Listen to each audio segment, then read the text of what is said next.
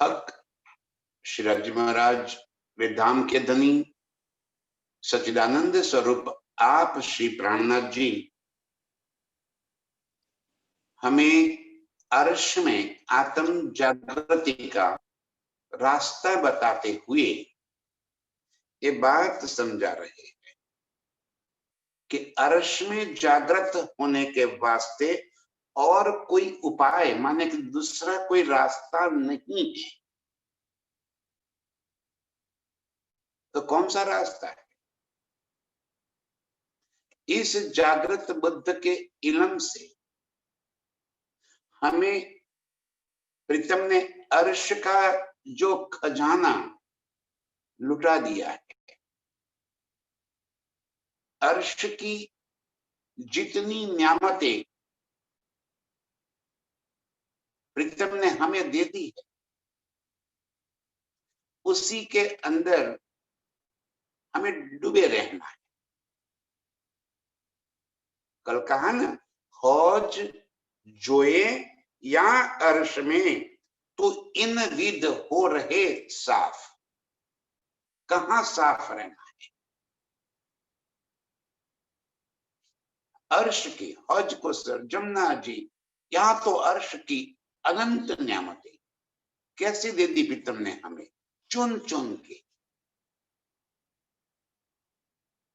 चुन चुन के पसंदीदा। इतनी शोभा हमारे दिल के अंदर भर दी ताकि इतनी शोभा दिल में आते ही रूह खड़ी होवे अर्श में। ये शोभा दिल में बसते ही मूल स्वरूप अपने निज स्वरूप में जागृत हो जाए, माने कि फरामोशी उसकी टूट जाए। उसके सिवा और कोई इलाज नहीं है। आगे एक चौपाई में प्रीतम ने कहा, पाक न होइए इन पानी से, चाहिए अर्श का जल। इस संसार के पानी से मानी कि यहाँ के बाह्य आडंबर से और कोई उपाय नहीं है। आत्म जागृत करने को दूसरा कोई मार्ग नहीं है और कोई ना उपाय, एक ही उपाय है। हक सूरत दिल में चुभे, रूह जागी देखो सोए। हक सूरत दिल में चुभे, प्रीतम का वो मधुर स्वरूप दिल के अंदर बस जाए, उनके संग की हुई खिलवत और उस खिलवत की मौज, उस खिलवत का आनंद, वो हमारे दिल के अंदर आ जाए। इसे कहते हैं हम चढ़ी, उमंग, उत्साह, नशा प्रीतम के प्यार के अंदर डूब जाए। इसके सिवा और कोई उपाय नहीं है। पाक न पानी से होइए। दिनेश जी कह रहे कि यहां पे किसी भी प्रकार का कोई कार्य करने से आत्म जागृत नहीं होगी। पाक न होइए पानी के एक इशारे के रूप में प्रीतम ने कह दिया। सिर्फ ये नहीं कि पाक न होइए पानी के मतलब कि यहाँ के किसी नदी में स्नान करने का या कोई और कार्य करने का, सारी बातें, सारे नियमों को तोड़ने की बात है और कोई उपाय है ही नहीं। आज अभी इसी वक्त हमें जो मौका मिला है, उस मौके का हम फायदा उठा ले रहे। पल भर का पता नहीं है, एक श्वास के बाद दूसरा श्वास का भी भरोसा नहीं। अभी सारे काम छोड़कर, सारी झंझटें छोड़कर, अभी इसी वक्त फौज जोए या अर्श में, तो इनविद हो रहे पाक। बस अपने आप को अर्श के 25 पक्षों के अंदर सुरता को फिराते रहो।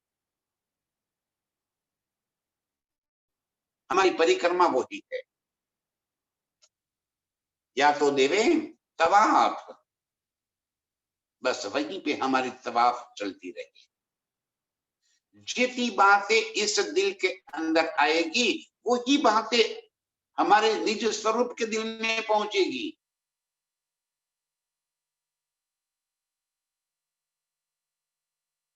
आज मौका मिला है हमें, धनी ने अर्श की वो न्यामतें जागृत बुद्ध के स्वरूप में हमें दे दी है।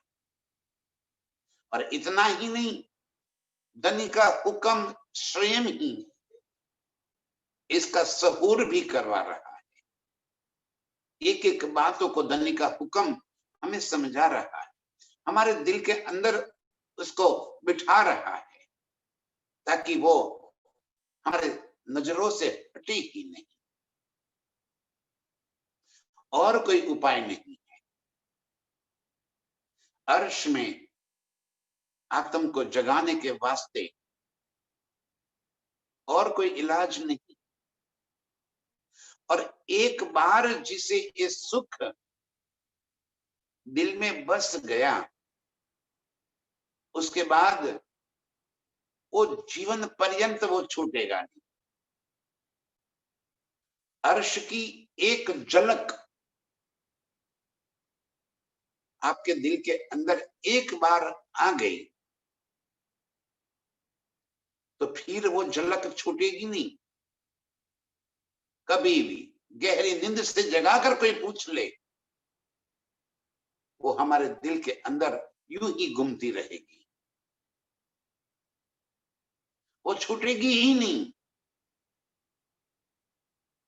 बस ये जितनी बातें हम चर्चनी की, चितवन की यहां रोज करते रहते हैं। आज भी सहूर चल रहा था पुखराज जी का। वो पुखराज जी का सहूर शब्दों में जो कुछ है उससे कुछ हटके है। और वो तो पता तब चलेगा जब हम स्वयं को पुखराज जी के अंदर महसूस करेंगे। जैसे भी बताया कि पुखराज जी के 4 पेड़, पेड़ माने यहां पे हम कहेंगे वृक्ष, वृक्ष थोड़ी है, 4 इतने बड़े बड़े थंब है। और उन थंबों के अंदर कई प्रकार की मोहलाते हैं। और वो थंब है कहां? खजाने के ताल के अंदर। खजाने का ताल क्यों कहा उसे? पुखराज की तलहटी में रहे ताल को खजाने का ताल कहा। पुखराज की मोहलातों को पहाड़ कह दिया। वो पहाड़ थोड़ी है, वो मोहलाते हैं, बंगले है, लेकिन उसकी विशालता इतनी ज्यादा है। वो विशालता के हिसाब से उससे पहाड़ कह दिया। पहाड़ जितना बड़े वो इमारत, इतने बड़ी बंगलोज जिसके ऊपर खड़े हैं, और तलहटी के 4 बिंब, बड़े थंब जो है, उनको 4 पेड़ कह दिया। पेड़ भी इस वास्ते कह दिया कि पेड़ की विशालता के हिसाब से। थंब कह देते तो हमें तो यहाँ पे जो 1 फुट का या 9 इंच का जो हमारे घर पे थंब होता है, वो नजर में आ जाता। तो विशालता बताने के लिए पेड़ कह दी, वो वृक्ष थोड़ी है ना, महलाते हैं। और वो भी जल के अंदर भी, नीचे भी, जल महल के जैसे।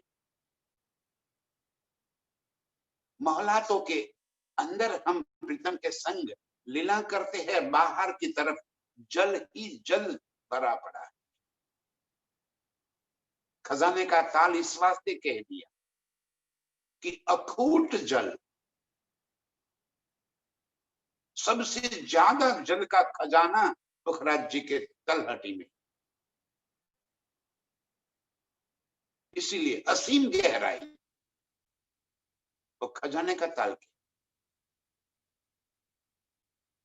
और पांचवा बीच में आज वर्णन किया भी कि एक पेड़ है, पाइप, उस पाइप से लेकर पानी पुखराज की चांदनी में जाता है। तो पाइप पाइप नहीं है। वो तो पता तब चलता है जब खजाने के ताल से हम उस पाइप तक पहुंचते हैं, तो वो स्वयंभू, वो जल इतनी तेजी से एक आकर्षण से ऊपर की ओर चढ़ता जाता है। उसे किसी पाइप के सहारे की आवश्यकता नहीं है। जैसे फवारे उठते हैं तो बिना सहारे से फवारे ऊपर तक जाते हैं, पतली सी रेखा ऊपर तक जाती है पानी की। ऐसे ही खजाने के ताल से एक बहुत अनंत जल एक साथ अपने आकर्षण से ऊपर की ओर उठ रहा है। वो तो पता तब चलेगा जब हम उसके पास चले जाएंगे खजाने के ताल में, तब वो जल हमें भी अपने आकर्षण से खींचकर उसी जल के प्रवाह में हम सीधा ऊपर पुखराज की ताल में, चांदनी के ताल के अंदर हम पहुंच जाते हैं, एक एक पलक के अंदर।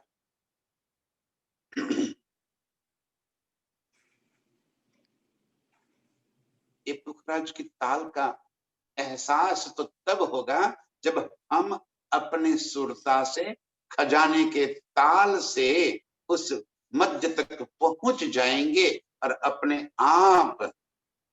और वो भी कैसे है, नीचे से जैसे कोई सीधा जा रहा है और ऊपर जाते जाते जाते जाते चौड़ा हो जाता है और ऊपर पूरा ताल के रूप में वो जल पहुंच रहा है। पुखराज जी का जो आनंद है, जो मस्ती है, वो तो जब वहां पे उस लीला में हम डूब जाते हैं ना, तब उस मस्ती नजरों में आ जाती, दिल में भर आती है। वर्णन करना कुछ और है और उसका आनंद लेना कुछ और है। और उसी जल की 4 धाराएं, 8 धाराएं, 16 धाराओं से जब वो जल नीचे की ओर बह रहा है, जैसे पानी की चादर गिर रही है, और उसी जल के अंदर हम सरकते हैं और सरकते हुए आगे सीधे अधबीच के कुंड में, और अधबीच के कुंड से ढपी चबूतरा, मूल कुंड और जमुना जी। जब मस्ती चढ़ती है प्रीतम के संग, पुखराज के ये अनंत सुख हम दिल में भर लेते हैं। ये कहा है पाक न होइए, इन पानी से पाक होना है हमें। इन बातों को दिल में भर लेना है, और कोई ना उपाय है, और कोई रास्ता नहीं है। जब तक इन बातों का लज्जत दिल में ना आवे, पढ़ लेना कुछ और बात है, और दिल में लज्जत भर लेना वही तो खिलवत है, वही तो वहदत है।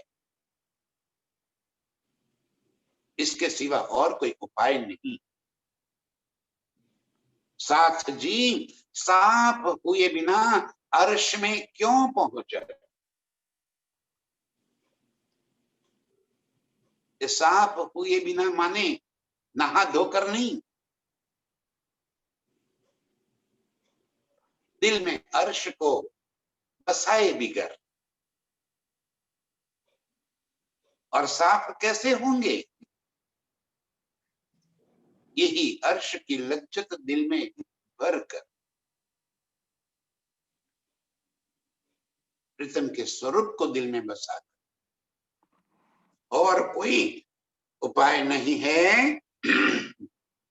होए पाक मदद तौहीद की, हक के लिख भेजा बनाए। कैसे पाक साफ होंगे? ये सारी सुंदरता, सारी शोभा, सारा प्यार कैसे दिल में आएगा?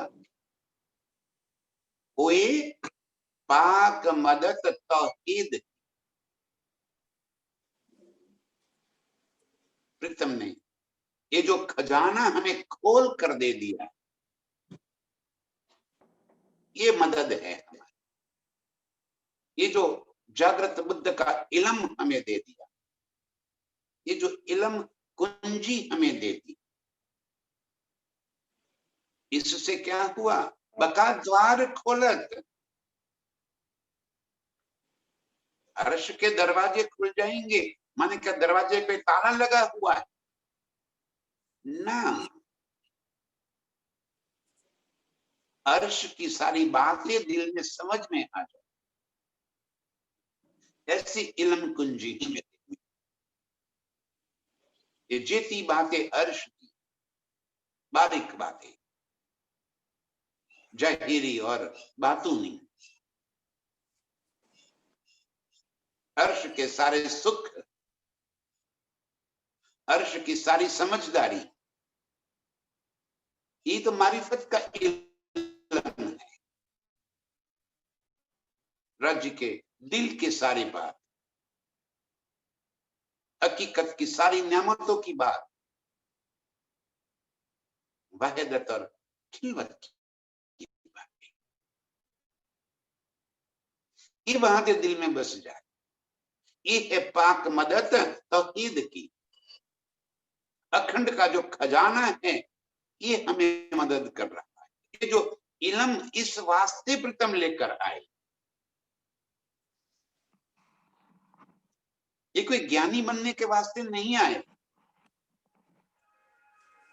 प्रेमी बना, प्रेम का स्वरूप बनना, प्रेम के पात्र बनना। और कैसे बनेंगे? ओए पाक मदद तौहीद की, हक लिख भेजा बनाए। प्रीतम ने जो लिख कर भेज दिया, अर्श के सुख चुन चुन के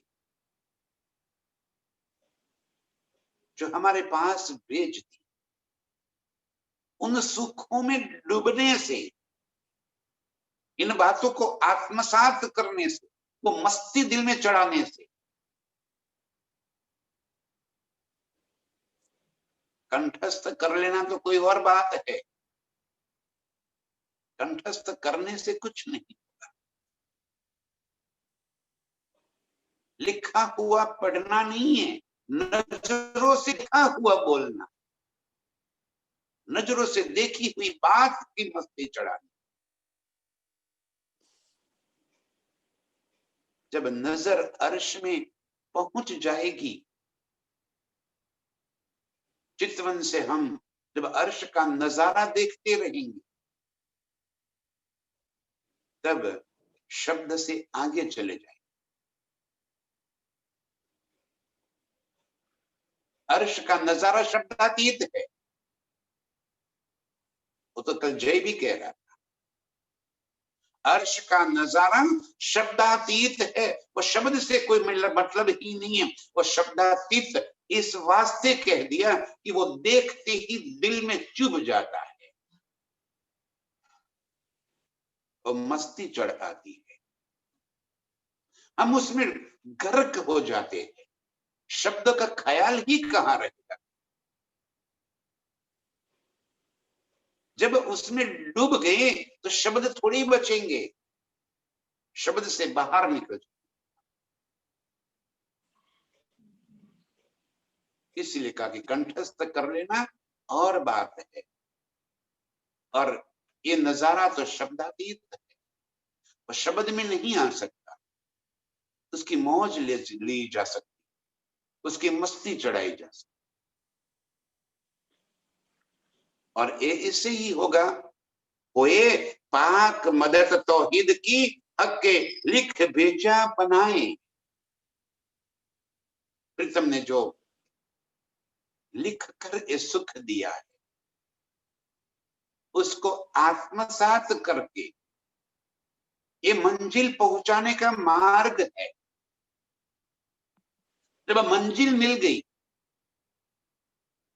तब मार्ग तो अपने आप छूट गया।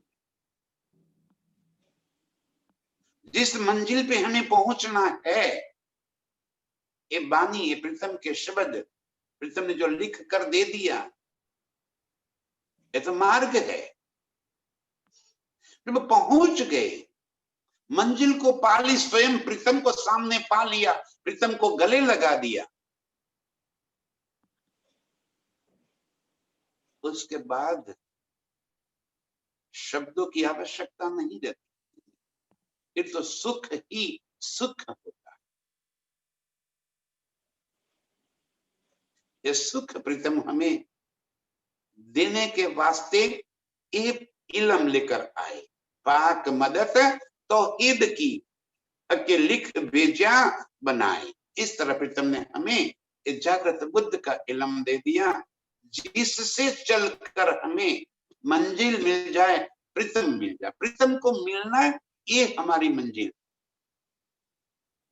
प्रीतम को नजरों में बसा लेना ये मंजिल। खामोशी तभी तो टूटेगी। अक अंग दिल में चुभे, रूह जागी देखो सोए। यही तो जागृति है। अक अंग दिल में चुभे, प्रीतम के एक एक अंग को दिल में बसा ले। ये पाक होने के वास्ते इस सुख धनी जी ने दिया है, और कोई ना उपाय, उसके सिवा कोई रास्ता नहीं है कि हम ये मस्ती में डूब जाए, इस सुख को अपने दिल में भर लेवे। फेर फेर हक अंगा देखिए, जो याद आवे निस्बात। फिर हक अंग निरखिए, बार बार, क्योंकि ये स्वरूप ही ऐसा है जो देखकर कभी तृप्त होंगे ही नहीं, बल्कि प्यास और अधिक बढ़ती जाएगी।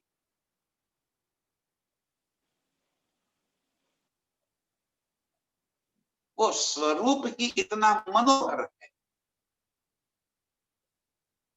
नूरमयी चेतन। एक बार इस स्वरूप दिल में बस जाने के बाद वो एक पल के लिए भी नजरों से छूटेगा नहीं, तृप्ति होगी ही नहीं, होगी तब तो नजर हटेगी।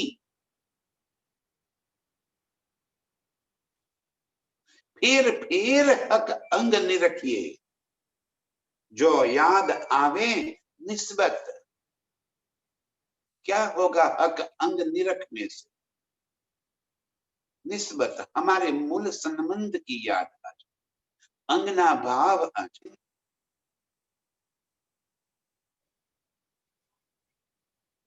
हक अंग निरखते निरखते सारे अर्श के अंदर गोते लगाते जाए।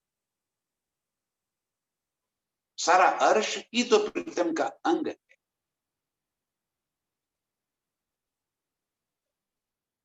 हकीकत की, प्रीतम की साहिबी की, उनकी पातशाही की सारी बातें दिल में बस जाए। नजर हट कैसे सकती है? ये शोभा दिल में बसने के बाद कहीं और नजर कैसे लग सके? अर्श का एक खजाना प्रीतम ने हमारे दिल में भर दिया।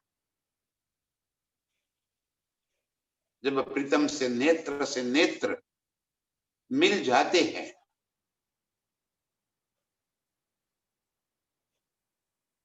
उस नेत्र में जरा झांक कर तो देखो, कितने भाव भरे पड़े। इश्क की नहरें चल रही है। उन्हीं नेत्र में हमारे लिए कई प्रश्न खड़े हैं।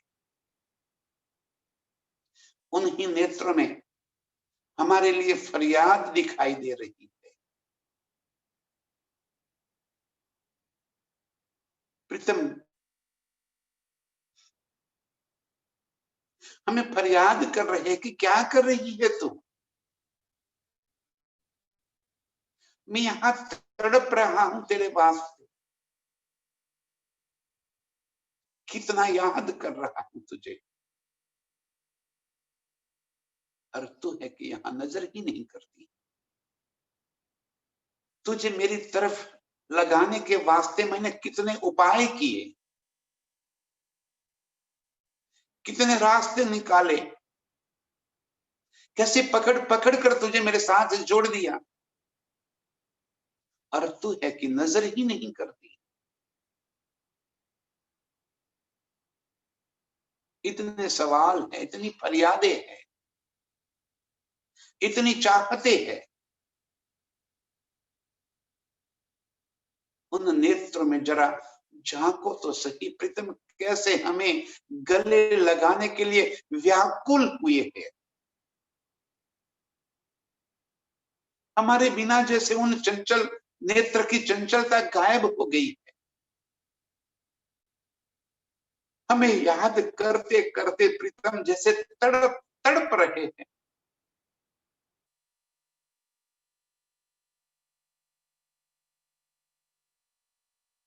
कभी उन नेत्रों में जरा झांक कर तो देखो,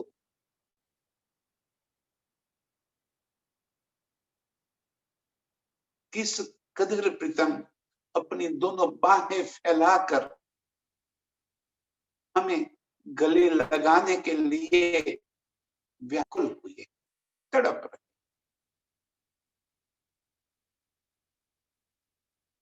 और हम हैं कि इस खेल से कभी अगाते ही नहीं।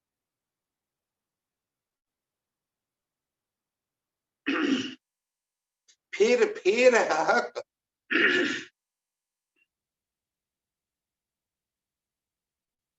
फिर हक अंग निरखिए,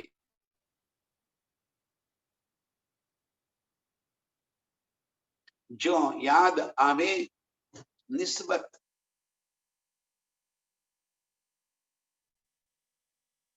तभी तो हमें प्रीतम के अंगों का वो रस पिएंगे, रस मिलेगा। कैसे प्रीतम के अंगों से हम लगते रहते थे, वो निस्बत हमारी कहां चली गई, कहां खो गए हैं हम। और कितने हम पत्थर दिल हो गए हैं, ढीठ हो गए हैं हम, इतना समझाने के बावजूद भी हमें कोई फर्क नहीं पड़ता।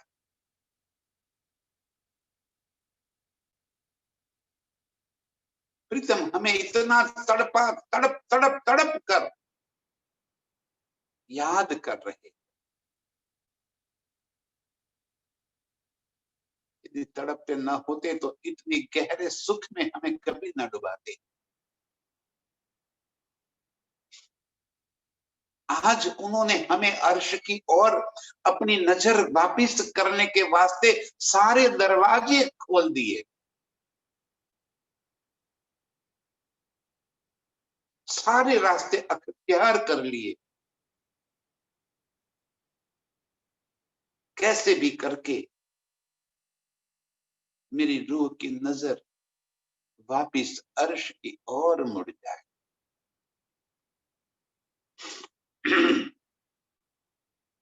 फेर हक अंग निरखिए, जो याद आवे निस्बत। हमें अपने मूल संबंध की याद आ जाए। है अनुभव तो एक अंग का, जो हमेशा वाहिदत। यही तो अनुभव आएगा कि हम अंगना है, एक रूप है। अंगना होना कोई छोटी बात नहीं है। अंगना का भाव दिल में बस जाना बहुत बड़ी बात है। ये शब्द शब्द नहीं है, ये तो अनुभूति है। अंगना कह देना, प्रीतम के अंग रूप हो जाना, एकाकार हो जाना, अपना अस्तित्व मिटा देना, ये अंगना। तू ही तू रह जाए, स्वयं को प्रीतम के अंदर हम समाहित कर दे, अपनी मैं खुदी पूरी खत्म हो जाए। अंगना भाव तब आएगा जब तक मेरी मैं खुदी है, यही तो मेरा अहंकार है। मैं खुदी ही तो अहंकार है। ये जब तक मैं है तब तक अहंकार भरा पड़ा है। जब तू ही तू आ जाएगा तब अंग का एहसास, एक रूपता का एहसास हो जाएगा। वहदत का आनंद है, ये वहदत है। अनुभव जो एक अंग का,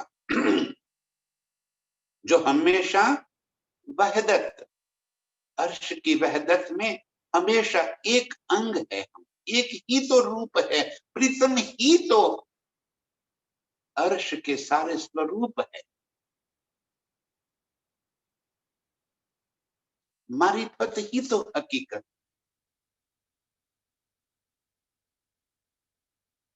और हकीकत में प्रीतम का दिल लीला कर रहा है, ये वहदत है।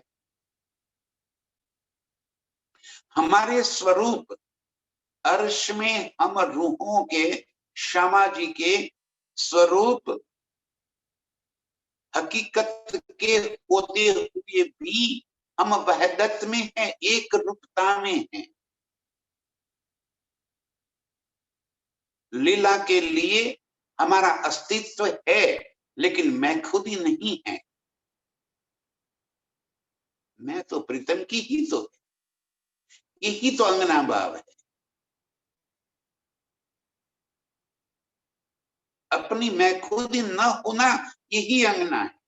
जब हमने कह दिया कि हमारा इश्क ज्यादा है, तब यही तो मैं खुद ही हमें जुदागी का,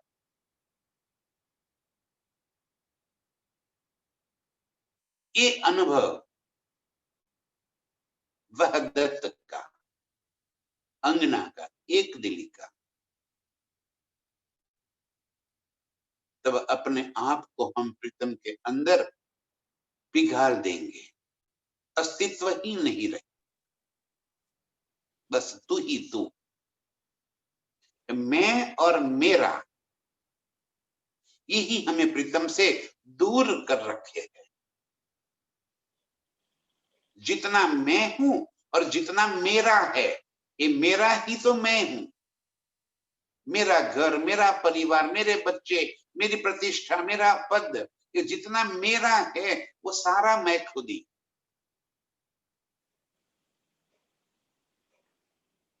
और जब तक ये मेरा है तब तक प्रीतम दूर है। अनुभव तो एक अंग का, जैसे ही प्रीतम के स्वरूप को दिल में बस जाएंगे, बसा लेंगे, मैं खुद ही मिटेगी, और मैं खुद ही मिटेगी तब तो प्रीतम का स्वरूप दिल में बसेगा। हर्ष तुम्हारा मेरा दिल है, इतना कहने से थोड़ी स्वरूप दिल में बस जाएगा। जब मैं निकल जाएगी तब तो वहदत हो जाएगी, तब एक रूपता आ जाएगी, और तभी तो प्रीतम दिल में बसेगी, तभी तो वहदत का अनुभव होगा, तब तो प्रीतम के दिल की बातें समझ में आएगी, तब तो ये चाहते नजर में आएगी, तब प्रीतम के नेत्रों की सारी फरियाद हमें तड़पा तड़पा कर प्रीतम के संग छोड़ देगी।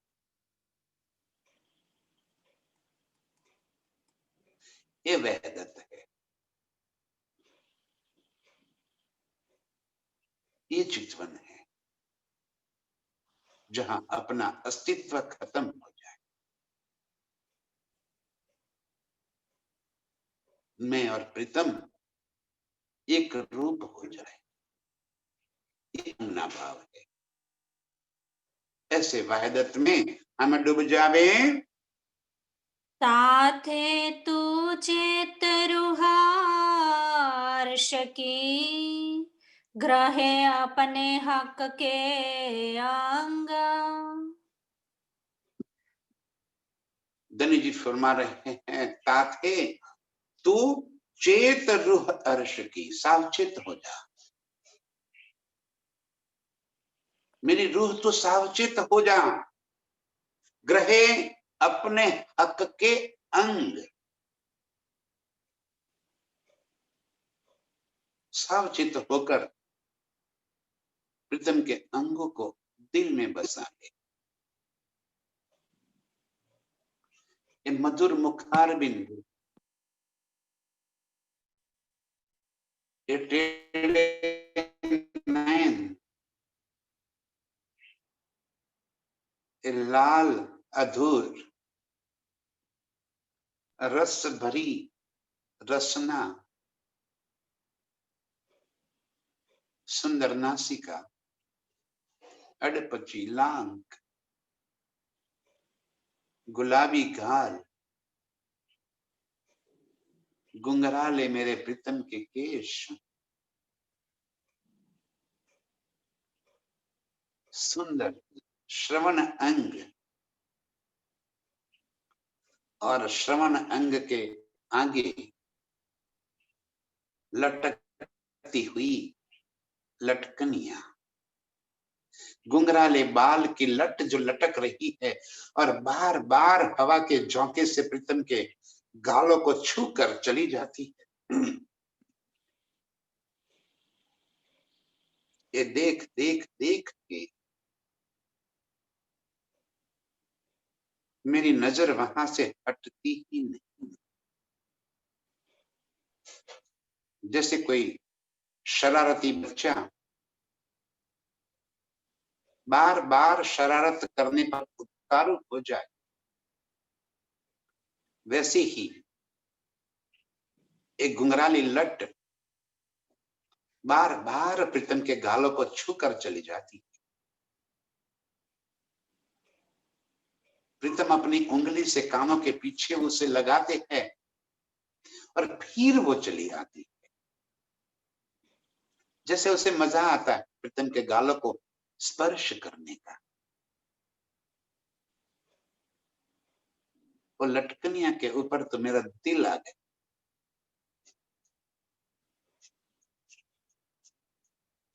बार बार इन अंगों को देखिए,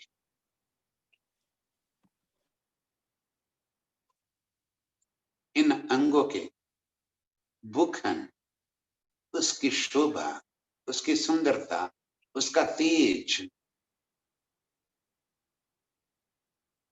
नूर ही नूर चारों ओर इस तरह झलक रहा है।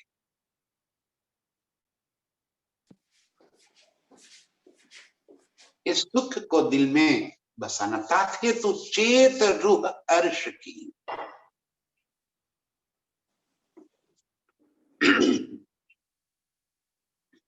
अर्श की रूह तो साचेत हो जा।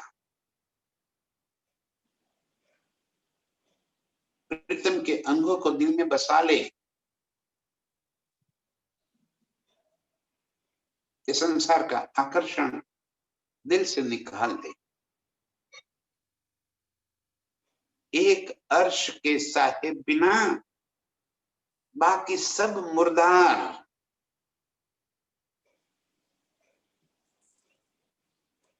एक प्रीतम के अंगों के सिवा समस्त सृष्टि को मुर्दार कर दे। नजर हटा ले उसके ऊपर से। अर्श के सुखों की जो लज्जत, जो बाहर आ जाएगी दिल के भीतर, उसको वर्णन नहीं कर सकते। ताथे तू चेत रूह अर्श की, गहे अपने हक के अंग। प्रीतम के अंगों को तू ग्रहण कर ले। रात दिना सोहबत में, हक खिलवत सेवा संग। रहो रात दिन सोहबत में। चितवन फिर करना नहीं पड़ेगा। चितवन कोई करने की चीज नहीं रहेगी। आप चितवन में रहोगे। चितवन करना नहीं पड़ेगा, हम स्वयं ही चितवन में रहेंगे, चितवन ही में डूबे रहेंगे। चितवन तो करना तब पड़े जब वो दिल से निकल जाए। याद तो उसे करना पड़ता है जिसे हम भूल जावे, जिसे भूले ही नहीं उसे याद कैसे करना, उसे याद क्या करना। रात दिन रहे सोहबत में। रात दिन प्रीतम के संग अपने आप को महसूस कर, अर्श के लीलाओं में महसूस कर। संसार के सारे कार्य करते करते भी नजर वही रहेगी। कभी हौज कुसर, कभी जमुना जी, कभी फूलबाग, कभी नूरबाग, कभी बट पीपल, कहीं लाल चबूतरा, कहीं पश्चिम का चौगान, कभी आसमान की सवारी, कभी रेती में दौड़, कभी पशु पंछियों की सवारी, कभी कहीं और सुखों में डूबती जा। रात दिन रहो सोहबत। अपने आप को रात दिन अर्श में महसूस कर। वही सुखों को दिल में भरते हुए उसी के अंदर गोते लगाते रहो। हक खिलवत सेवासन। प्रीतम के संग खिलवत में। खिलवत कहाँ है? अर्श की सारी नियामतें, अर्श की हकीकत ही खिलवत खाना है। सुखपाल में बैठकर आसमान में उड़ रहे हैं, तो वो भी तो खिलवत खाना है।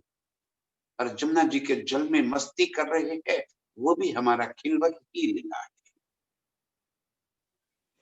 जहां मैं और मेरे प्रीतम हैं, वही खिलवत है, और कोई स्थान ही ऐसा नहीं है जहां मैं और प्रीतम ना। इस खेल में भी खिलवत है। प्रीतम मेरे दिल में बसे है, मैं रात दिन प्रीतम के संग बातें ही करती रहती हूँ, तो ये भी मेरा खिलवत ही है। रात दिन हक अंग खिलवत सेवा संग, प्रीतम के संग इस मस्ती में डूबे, ये खिलवत का आनंद है, ये खिलवत का सुख। प्रीतम के अंगों को निहारना, ये खिलवत का सुख है। प्रीतम की बाहों में समा जाना, ये खिलवत का सुख है। प्रीतम की रचना से मीठी मीठी बातें सुनना, ये खिलवत है। प्रीतम से मीठी बातें करना, ये भी खिलवत है। कभी हम अपने आप से बड़बड़ाते रहते हैं जागृत अवस्था में। देखो, स्वयं को सब लोग अपने आप को भीतर झांक लो। कभी जब हमारे पास कोई प्रॉब्लम होता है, कोई तकलीफ होती है, तो हमारा ध्यान उसी के अंदर ही दबा रहता है। बस उसी के लिए हम बड़बड़ाते रहते हैं। हम ऐसा कह दूं, ये कर दूं, उसको एक जवाब दे दूं, फिर ऐसा कर दूं, फिर उसको ये कह दूं, फलाना को बुला दूं, ढिंकना को कह दूं, ऐसे खड़ा कर दूं, उसको भाग ये कर दूं। सारे दिन हम बड़बड़ाते रहते। एक खिलवत में डूब जाओ, यही बड़बड़ाना प्रीतम के लिए हो जाएगा। प्रीतम से ही बातें करते रहेंगे। कौन कौन? अकेले अकेले बोलेंगे भी आप, सुनेंगे भी आप, जवाब देंगे आप, लेकिन वो मस्ती चढ़ी रहेगी। ये खिलवत के सुख है। प्रीतम से पल भर के लिए भी जुदागी का एहसास न करना, ये खिलवत है। हम हक खिलवत सेवा संग, ऐसे ही हम रहो रात दिन सहबत में। प्रीतम के संग इस तरह प्रीतम के अंगों का सुख लेते रहे।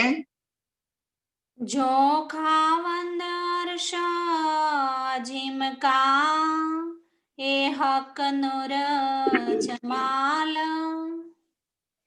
धनी जी, हमारी मरातबा बड़ाई, कौन है हम? जब हमें स्वयं की पहचान हो जाएगी ना, तब तो उसका और आनंद एक और लेवल पे हो।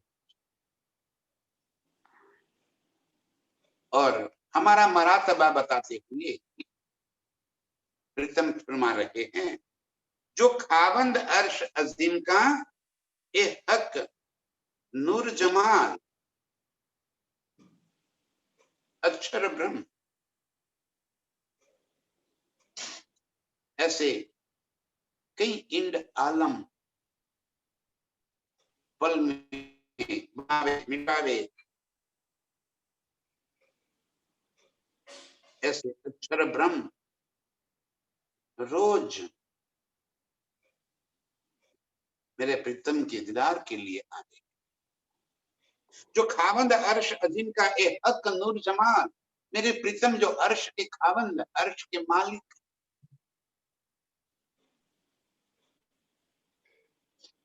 वो कैसे है?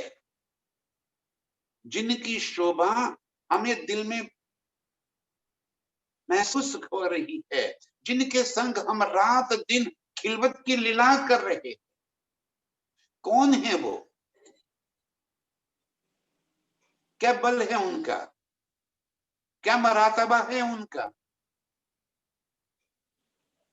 वो याद दिलाते हुए कह रहे हैं, जो खावंद अर्श अजीम का, ये जो नूर जमाल हैं, आए तले झरोखे झाकत दीदार को नूर जलाल। कौन आता है दर्शन करने को? नूर जलाल, यानी कि अक्षर। रोज चांदनी चौक में प्रीतम के दीदार को आते, रोज चांदनी चौक में आकर प्रीतम के दीदार करके चले जाते। कौन है ये अक्षर ब्रह्म? ये अक्षर की पहचान प्रीतम कराते हैं। जाके पल थे पैदा फना कई दूनी जी में आसमान। जाके पल में पैदा फना, वो अक्षर ब्रह्म जो एक पलक में ऐसे कई इंड आलम पैदा करते हैं और फना माने कि खत्म, नाश कर देते हैं। ऐसे कई लूनी जीनी आसमान, ऐसे कई ब्रह्मांड अक्षर ब्रह्म एक पलक में बनाते और मिटाते। अक्षर ब्रह्म की पहचान कराकर कहते हैं कि वो ऐसा बलवान अक्षर ब्रह्म। देखो सुंदर साथ जी क्या कह रहे हैं प्रीतम। वो अक्षर ब्रह्म जो एक पलक में ऐसे कई ब्रह्मांड बनाना और मिटाना काम कर रही है, वो रोज मेरे प्रीतम को दीदार को आते। वो कभी भी हम रूहों के दीदार तक नहीं कर पाते, ऐसी हम रूहें उस नूर जमाल मेरे प्राण प्रीतम के संग लीला कर, वो हमारे दिल में बसे, उनके सांग हमारी खिलवत है। क्या मरातबा है हम रूहों का। वो रंग भवन, वो रंग महल जहां अक्षर ब्रह्म कभी प्रवेश नहीं कर पाते, जिन दर्शन के लिए वो तड़पते हैं, और उन प्रियतम के संग हम रात दिन लीला करने वाली। वो प्रियतम हमें चाहते हैं, इतना चाहते हैं कि हमारे बिना वो एक पल भी नहीं रह सकते, ना हम उनके बिना एक पल रह सकते। रूहों मैं रह न सकूं तुम बिन, रूह रह न सके मुझ बिन। तुम कहते कि मैं तुम्हारे बिना नहीं रह सकता, तुम मेरे बिना नहीं रह पाती। इतना इश्क करने वाले मेरे प्रियतम अक्षर ब्रह्म जिसके दीदार को आते, वो अक्षर ब्रह्म जिसके एक पलक के अंदर ऐसे कई इंड आलम बनते और मिटते हैं, और हम इस इंड आलम में आकर इस इंड के प्रेम में पड़ गए। ये मुर्दार का संग कर लिया है, ये मुर्दार की चाहत दिल में बसा दी, ये संसार की चाहत दिल में बसा ली। प्रीतम ये कहना चाह रहे हैं कि ये संसार जिसका कोई हैसियत नहीं, अक्षर के पांव पल में बनना और मिटना का काम है। वो अक्षर ब्रह्म जिसके दीदार को आते हैं, उनके संग हमारी खिलवत है, उनके संग हमारी लीला। हम रात दिन उनके बाहुपाश में रहते हैं, रात दिन उनके संग मस्ती में डूबे रहते हैं। उनके संग हमारे इश्क की लीला है। और हम कहां इस संसार को, इस पलीत को, इस झूठ के प्रेम में पड़ गए। जब अर्श की पहचान हो जाए, सारी बातें समझ में आ जाए, उसके बाद भी नजर इस संसार के प्रति रहे, तो इसे कौन समझावे? अरे खजाना मिलने के बाद कंकड़ पत्थर के प्रति कौन लगाव रखेगा? जिसे खजाना मिल गया हो, और अभी अखंड का, अर्श का खजाना मिल गया हो, वो संसार की तरफ नजर कैसे कर सकती है? ऐसा खजाना प्रीतम ने हमें खोल कर दे दिया, अपने बना लिए। ऐसे हम रूहों जो अर्श में प्रीतम के संग लीला कर रही हैं, तो आवत दायम दीदार को, ऐसा खाविंद नूर मकान। सो आवे दायम दीदार, जो रोज मेरे प्रीतम के दीदार को आते, ऐसा खावंद नूर मकान, ऐसा अक्षर ब्रह्म इतना बलशाली, इतनी बड़ी शोभा है अक्षर ब्रह्म की, कि जिसके पाव पल में कई इंड आलम बनत और मिटत है। और वो जिसके दर्शन को आते, उनके संग हम लीला करते हैं, खिलवत में डूबे। अब बताओ कि धनी ने हमारा मरातबा क्या रख दिया, कितनी ऊंचाई पे हमें रखा है, क्या खजाना धनी ने हमें यहाँ पे खोल कर दे दिया है, और हमारी चाहते कहाँ इन कंकर पत्थरों में पड़ी।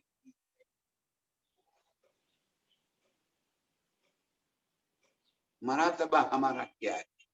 जरा अपने अंगना भाव को याद कर, अपने निज स्वरूप को याद कर लो, अपनी निज लीला को याद कर लो। क्या सुख धनी ने हमें दिए।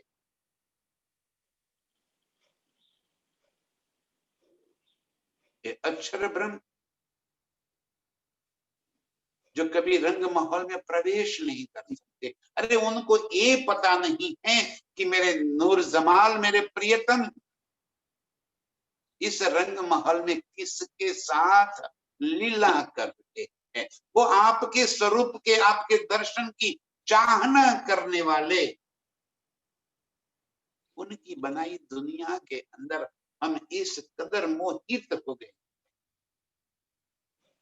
कि अपने निज स्वरूप की याद ही नहीं, खिलवत को भूल गए।